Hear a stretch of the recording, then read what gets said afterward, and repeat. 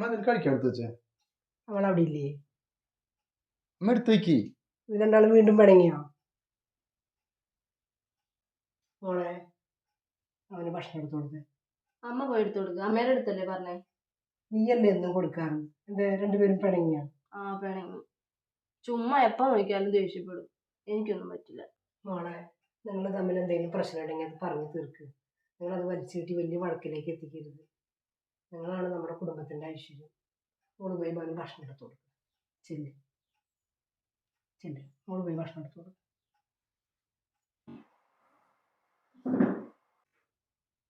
ഞാൻ അമ്മയുടെ അടുത്തല്ല പറഞ്ഞ, നിന്റെ അടുത്ത് കൊണ്ടുവരാൻ പറഞ്ഞ.